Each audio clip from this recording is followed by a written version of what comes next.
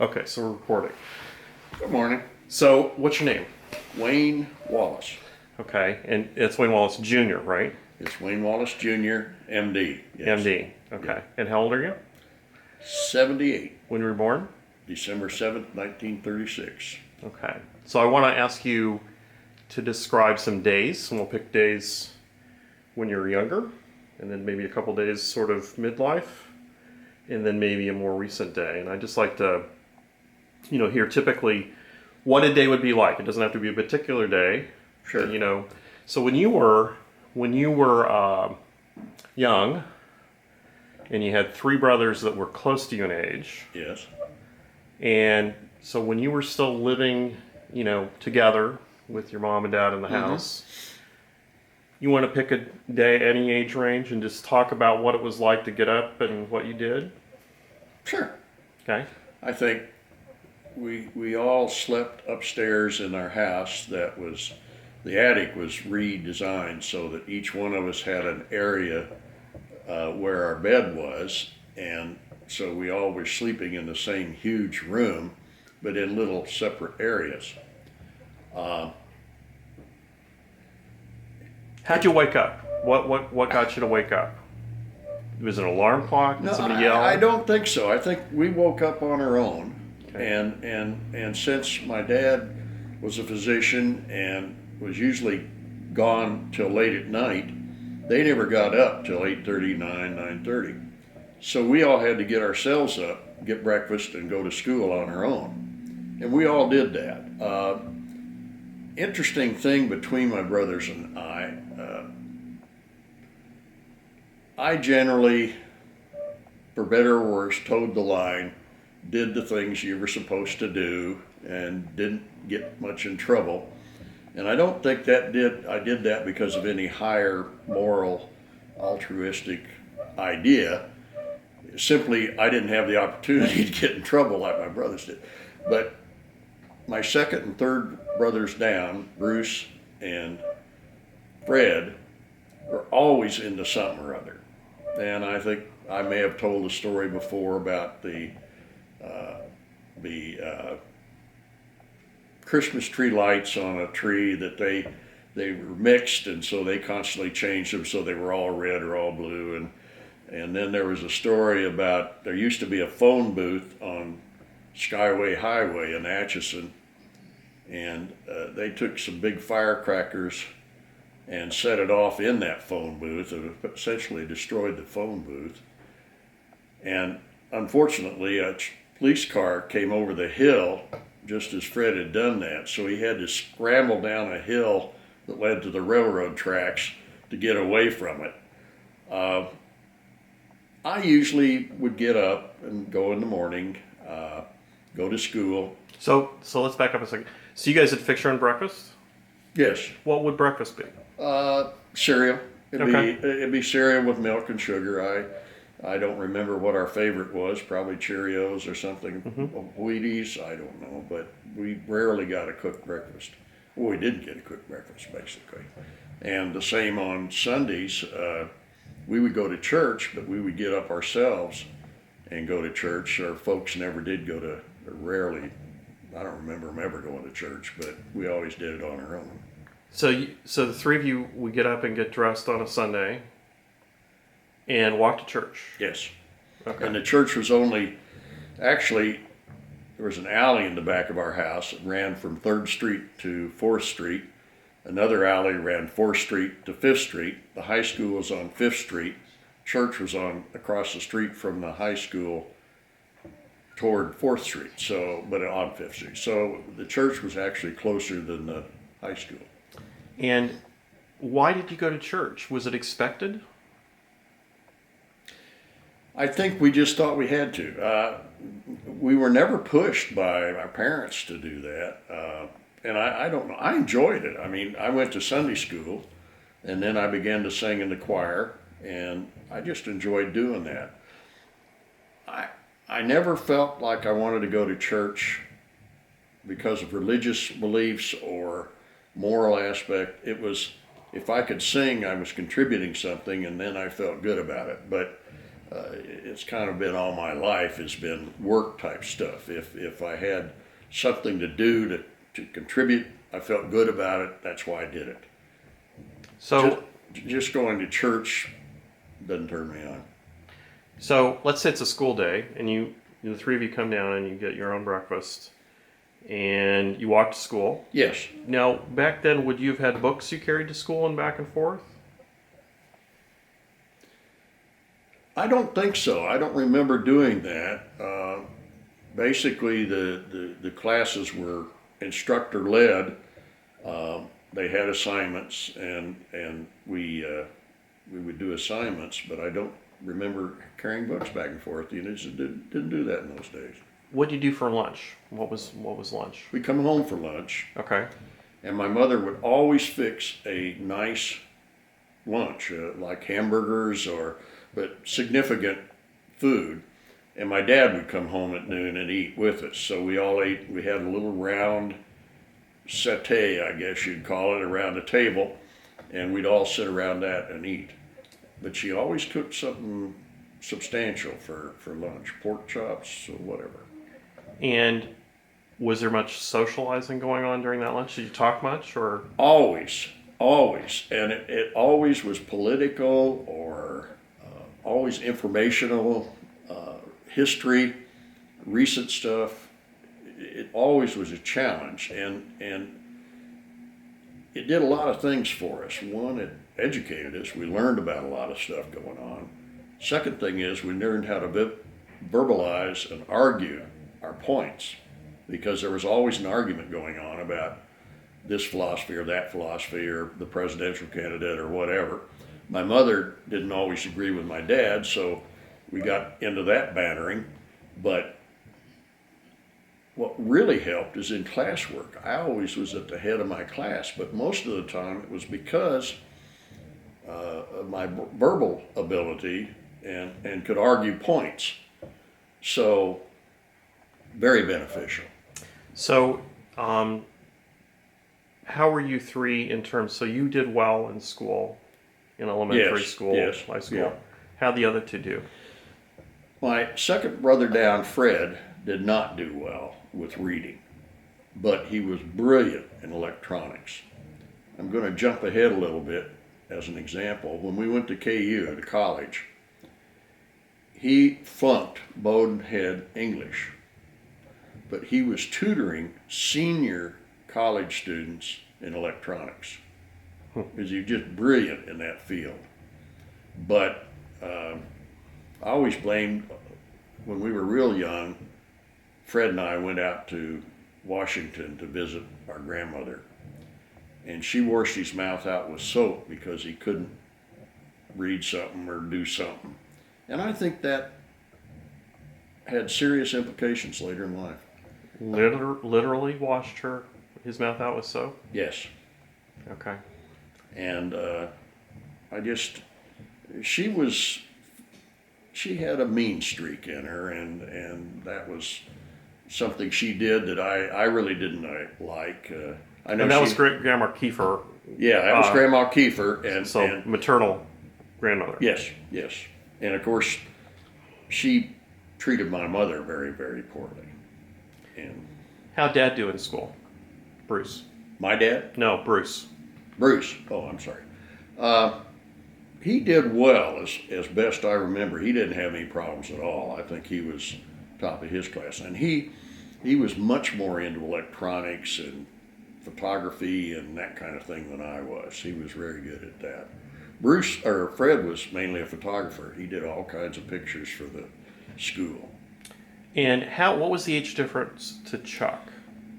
I mean, was Chuck in the same schools with you guys, or? Basically younger, but he was, I think, 4 to 5 years behind me. Okay. So we didn't totally match up. But so I really wasn't aware of how Chuck did, and not a lot aware about Bruce, but Fred pretty much so. Okay, so let's finish this off with, you come home from school, and you said earlier that your dad probably got home late because he probably stayed at the office until everyone was That's right. treated. Yes. And then he made house calls. Oh wow. Yeah, and he'd come home to eat, but that was usually 6:30, 7:30, 8. And she also fixed a big dinner for that. So she had the 2 meals a day were really well done. And then I remember one time he took us out to do the house call. There was not a lot of social interaction between our father and my brothers. I think my mother never learned how because of how she was raised, and he just was a workaholic.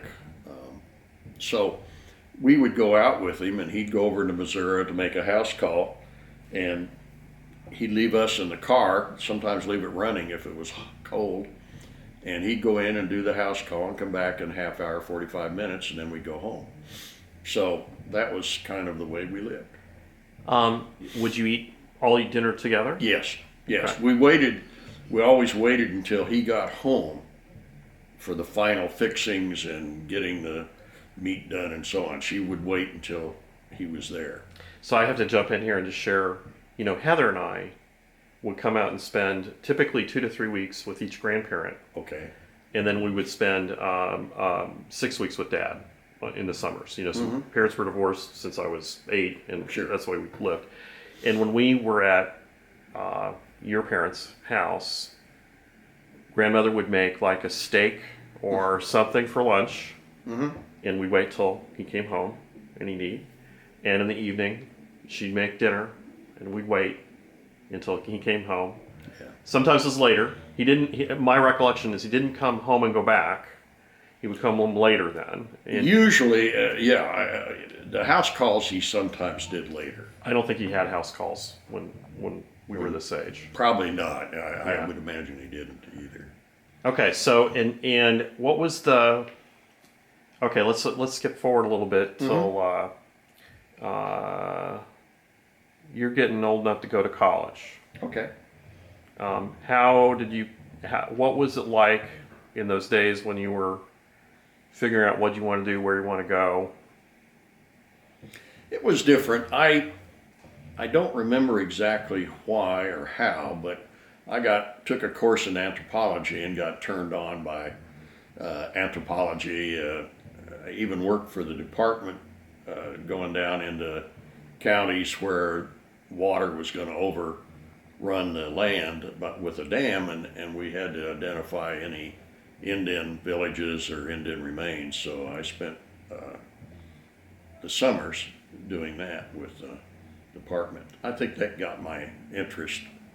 And now, which college? University of Kansas. University of where I went. Kansas. Yes. Okay. And I was lost. As I said, I did well in high school because I BS'd, a lot. But when I went to college, that isn't an opportunity. You're in a class of 400 other students. You don't have any individual action. So it was really a challenge to get back in gear. I had a real tough time. And then I caught infectious mononucleosis in the middle of the second year and was hospitalized for a while, and I flunked a course first time in my life. But I took it again and passed it, so I felt all right. At what time did you have to make a decision? I assume you took pre-med or something. Well, I took the requirements for pre-med. At that time, they were more interested in you getting a social background as much as a medical, chemistry, physics background. You had minimal classes you had to take in physics and chemistry and so on, but they liked a well-rounded person. So Liberal arts. Yeah. Yeah. So Western civilization, anthropology, those sort of things were positive courses. So I took those. I majored in anthropology, even though I took all the pre-med courses and got those out of the way. And as I finished college, I worked with a physical anthropologist who had finished school. We went out to Salina, and there was an Indian burial cave out. Well, Okay, we have to take a pause. sorry. Okay, we're rolling again. Okay. So you were. I was going out, I was in anthropology, and this summer, a doctor named Bill Bass, he didn't have his PhD yet, but he was studying anthropology. Bill, and I'm going to Bill Bass is known for having graves of human beings to determine what different types of soil they degenerated in. Okay. And he has a whole ranch somewhere that does nothing but take dead human bodies and put them in various soils and various surroundings to determine, so that you can determine the date of death or something based on his research. Anyway, Interesting. he wanted somebody to go out with him to look. In Salina had it wasn't an Indian burial cave, but they had an area where it had been excavated and there were skulls and bones and so on around this area. And I don't even know the reason why, but they wanted us to go out there. They paid the salary for us to go out there and measure all the skeletal remains. And I went with him. And I think that's where I sort of developed a feeling for that. Again, a diversion. I worked for the Smithsonian in South Dakota for 3 years, camped out. I'll go to that later. But anyway, he suggested that I try to go to University of Pennsylvania to graduate school. I talked to the dean of the medical school at KU. He said, "You're better off going to graduate school and dropping out into medical school than vice versa." So I chose to go to graduate school. In any case, I'm going to back up to a day in the life of a high school kid in South Dakota. We lived in tents and out on a plain near the Missouri River. We had a cook tent with a former prisoner who was our cook. We got ice that we brought out to keep our goods warm, cool. And every day we'd get up, we'd go in a big Army old truck and drive up to the area of the Indian village, and we'd spend our day shirtless in bathing trunks, excavating with a trowel. At the end of the day, and I got to drive the truck because I still remember one time when I put it in super, super low and got out and ran around the truck twice while it was moving in gear. But I'm sure our supervisors had fun with that. But anyway, we would drive down to an artesian well, which had been capped, but they had about a 6-inch wide pipe that squirted the water out the top. So we'd all take showers there and wash off. Until one day, some bigwigs from Washington came out with females to talk to us and so on. And they drove up to this area. And they all got out and started coming around us, and we realized, man, we're naked. And the thing is that the shorts made the area around our pelvis white, and they all thought we had white shorts on. Oh, because you were tan. Yeah, we were tan. And that was an embarrassing but fun moment. That was a lot of fun that year. Anyway, that got me interested in anthropology. And So you went to grad school in anthropology? I did at the University of Pennsylvania. I got a full ride scholarship, $4,200 a year, and that was a lot of money in those days. And Linda and I lived in apartments, and I drove to work. I actually drove my boss to work at the time, Wilton Marion Krogman, who was a big anthropology expert. I worked in the office in downtown Philadelphia, and that was my job. And then went to school. And then I decided to go to medical school. So did you get a master's? No, that's another. When I decided to go to medical school, I talked to the head of the department. He said, "I'm going to try to get you the master's." He came back to me and said, "My committee won't allow it. They say it's a combined master's PhD, and you can't stop in the middle and get a master's. You have to go on." And I thought, well, it's not worth that much to me. I really do want to go to that school. So I wrote back to the dean at KU, telling him I was ready to go. He wrote me back and said, "I've moved to the University of Missouri, and we are accepting out-of-state students for the first time this year, and I'd like you to apply." So I applied and got accepted into the University of Missouri. So that's why I became an MU Tiger for a short time. So you did medical school there. Yes. How many years? 4. 4 years. 4 Okay. years in Columbia. And I took an internship in Wichita at Old St. Joe Hospital, which is now into Wesley. And I applied to get accepted into a neurosurgery residency, and I got accepted into it. But Uncle Sam came calling about and drafted me. So I had children, but since I was a physician, I was still draftable. Let me back up just a little bit. Did your parents pay for your medical school? Basically, yes. I did work. I got a phone call the first summer I was there from the head of the Department of Anthropology at Missouri, Chapman. He said, "I hear you studied some anthropology." And I said, "Yeah, I was a graduate student." He said, "Do you still want to do some work?" I said, "Sure." He said, "Well, let's go." And so they hired me to work at the summer Okay. excavating as well as measuring some skulls. Interestingly, I got the mumps in the middle of the time I was working excavating, so I had to go home.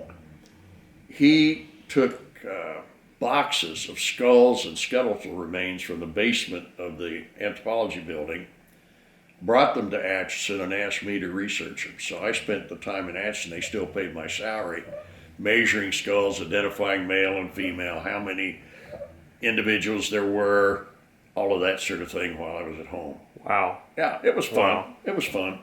Wow. And then went to med school, and I did the same thing the second year in Shell City, Missouri, before the dam overran that. So it was fun. It was. But medical school was my calling. And So you finished medical school Yeah. and you got drafted. Were you a doctor at that point? Or yes, I had my MD degree. But you hadn't done your residency.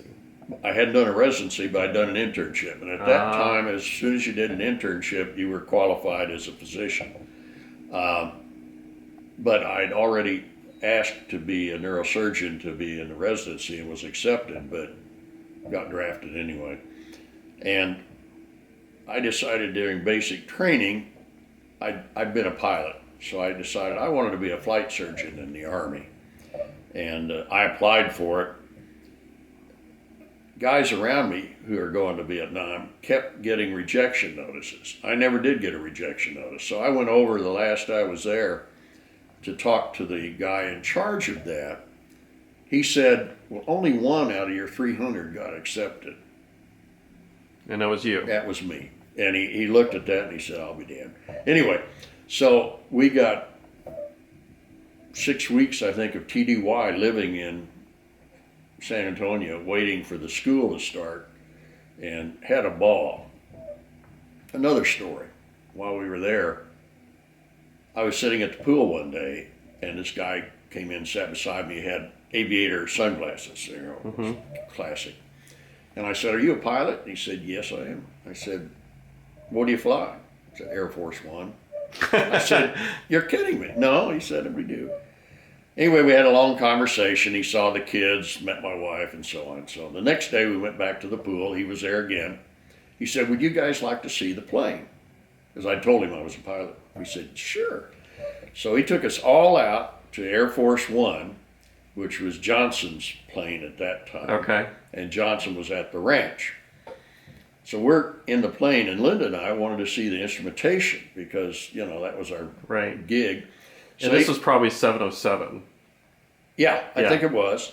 And so we went in the cockpit. Linda and I are sitting there, and he fires up the thing. It's on a generator, I guess, all the time. Meanwhile, Karen, our third daughter down, picks up this phone and says, "Hello." It's a red phone, and it's manned by an FBI agent in Johnson City, Texas. So the guy said, "Who is this?" And by that time, the pilot had run back and grabbed the phone, and he had to explain how this young kid got on a red phone to Johnson. So, but it was fun, and they gave us a bunch of cups and stuff that had Air Force One on it. It was an enjoyable time. And then I went to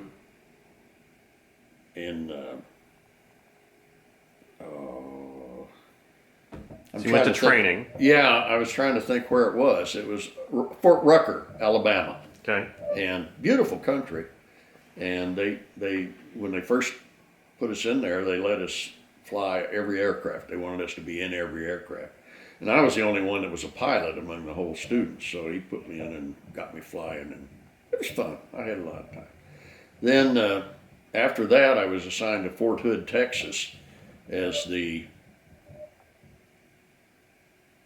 division, Second Armored Division flight surgeon, and worked there. In order to get my flight time, which I had to get in order to get paid extra, I would fly down to McAllen, Texas with the guys and stay down there a day and then fly back.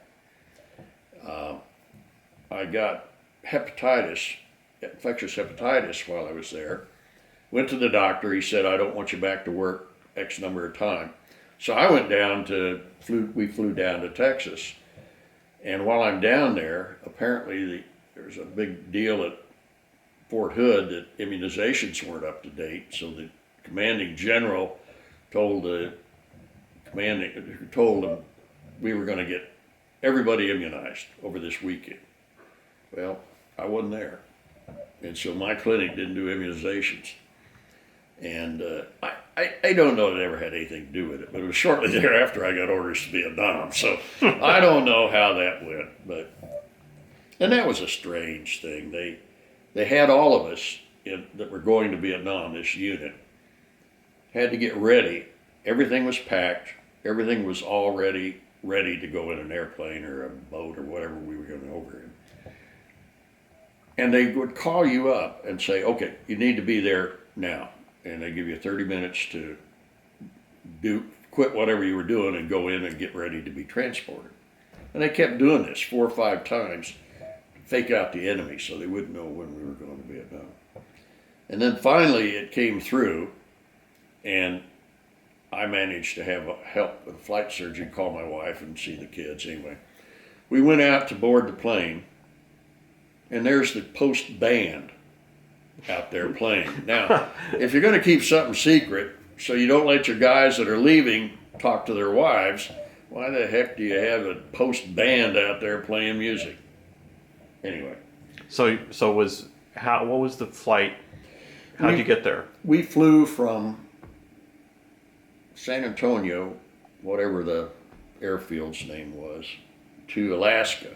Landed in Alaska, and then we were there for just maybe a few hours, and then took off and went to Vietnam directly to Cam Ranh Bay. And in Cam Ranh Bay, they had trucks, and they trucked us up to where we were, Tui was, where we were on the eastern coast, Vietnam, and unloaded us there. And the only thing that was there is a tent, great big tent with a bunch of cots in it. They haven't even built our place yet. So we lived there in cots and tent for a number of weeks while the engineers built the post. And what was your primary responsibility while you were there? As a flight surgeon, I did all things like a family practice. And I had a dispensary, my own dispensary, and saw patients there. We treated mostly venereal disease, unfortunately, but minor cuts and bruises and so on. Any major battle-related casualty was sent to a different place. We didn't do any of that. Do any surgeries, appendectomy, or No, none of that. Okay. For better or for worse, we were not in a situation to do that. We didn't have the facilities, nor were we. That was our mission. Basically, my mission was to do flight physicals. They had an hour limit on how many hours a pilot could fly before he was grounded because he over the limit. In order for him to fly more hours than that, he had to see the flight surgeon. And basically, it was kind of patting them on the back, talking to them about the problems, being sure that they didn't have any real emotional crisis or something else that would interfere with flying, and approving for further flying duty. So, how long were you in Vietnam? 1 year. And about 3 or 4 months, Tui Wa was on the coast. I had a Jeep. I would go to the sand beach and beautiful South China Sea. But then I got promoted, I'm not sure, to the battalion flight surgeon at Pleiku, which was right up in the Central Highlands. Beautiful country, red dirt, cool, but mortar all the time. And I have pictures of a mortar. The dispensary had a sidewalk going out each end of it. And I have a picture of a mortar that hit 5 feet from the door one place. The next mortar hit about 6 feet away from the door on the other side. And when they blew, we had corrugated iron sides. And there were just holes all over the place where the mortar went through. You could hear it go through, and then it was dissipated, so it just drop on the floor, and you could hear the stuff drop. So we were mortared 30 times in 90 days, and each time was, 50, 60 mortars, I don't know. So it was a little bit tricky. But the one funny story, which could have been disastrous, was red flares meant your perimeter had been breached. They shot up a red flare, and so our job was to put our helmets on, put our flak jacks on, and go out and get in the ditch, which we dug. So we did that. Meanwhile, the cook, who was drunk most of the time, had Korean employees. And one of his employees was outside, and he yelled at him something, and the guy took off running. Well, he didn't realize he was his own employee, so he took his weapon and machine gun and just shot across the field trying to get him. He didn't hit him, and we were all fine. And after the air raid was over, we go back into our hooches. Each hooch had a 2x4 frame with the mosquito netting for malaria purposes. My bunk, the machine gun started at the lower end, foot end, I guess, at the top, went right down through the pillow, right across the hallway into the chaplain's gear, whatever that was, and shot a hole on that. And, if we'd been in there, we'd have been dead, but thank God we were in the ditch somewhere. So there's a lot of stuff like that went on. And I got a Bronze Star, and I don't talk about how I got it, but it was very nice to get that, and an Air Medal, a few other things. Who knows why you got the Bronze Star? Does Linda know? No. Okay. The military knows, but I don't. Not a real big deal. But Okay. I was curious. I just, one of the things I had an obligation about was my medics. One day, infantry lieutenant showed up in my dispensary and said that Colonel wants some medics to go with us on a patrol. And I said, my medics are not combat medics, they're medical medics, and aviation flight surgery medics. I said, the Colonel wants somebody to go. So, and so I decided, well, I'm not going to send them anything I wouldn't do. So I went. And it was 2 a.m. or so that we gathered together in the middle of the area and marched out to a armored personnel carrier. And when I got there, the lieutenant said, "Sir, I don't think he meant for you to go." And I said, "Well, I'm not going to let my men go if I don't go." We got into this armored personnel carrier, and apparently every night this thing, louder than like a caterpillar tractor, it made a circle, same circle every time. So the only difference was when they let the back end down, they could let you out at different times. Mm-hmm. Since you didn't know if you were in the middle of a North Vietnamese encampment, you rolled out, the first guy went to one side, the second guy to the other side in the ditch, and you had maybe 10, 20 feet between you.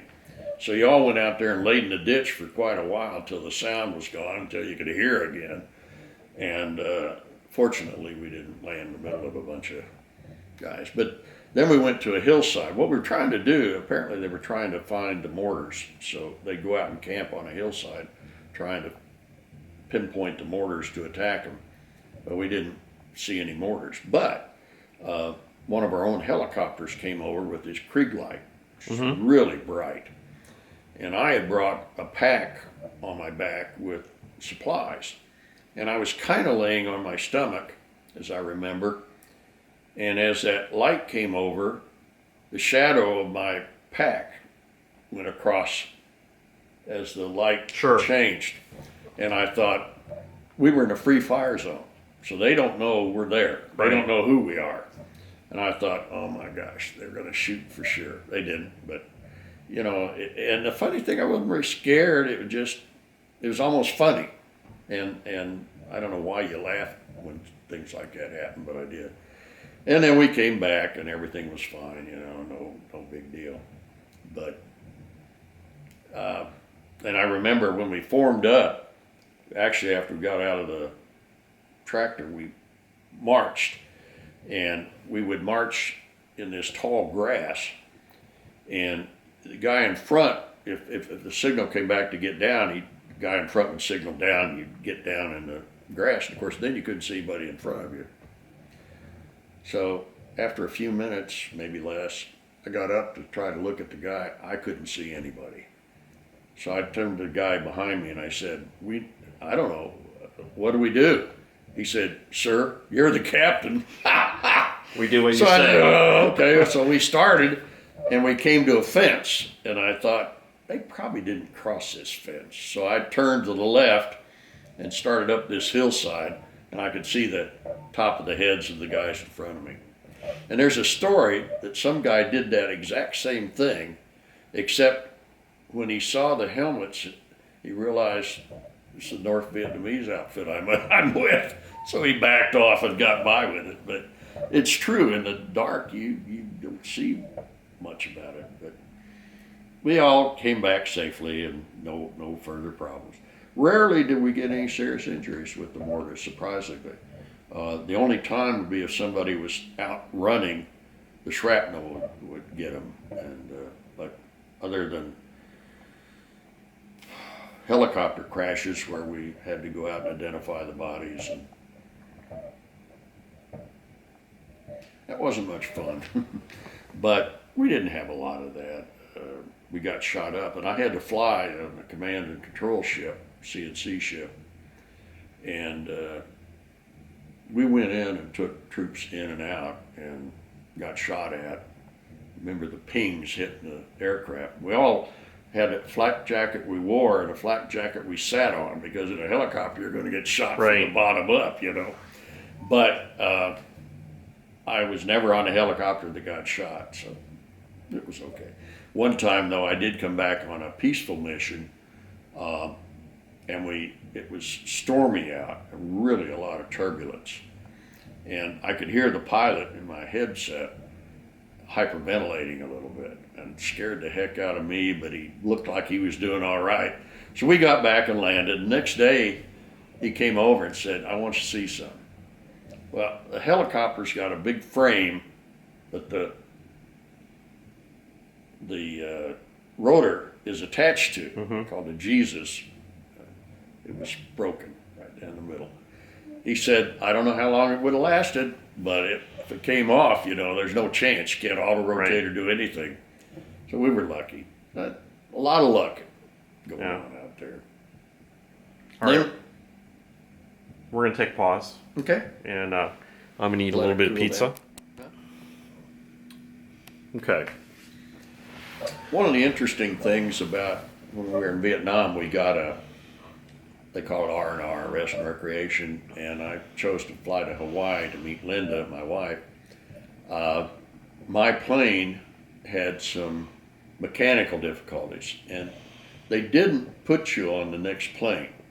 They waited until your plane was fixed, and then you flew. So I was 2 days late getting to Hawaii, and you know, that's just the breaks of the game, but we had a ball in Hawaii. We enjoyed it. I got a lot of good pictures. Then when I got ready to come back, I wrote the California Academy of Family Practice, and I said, what is the best California residency to take, family practice residency?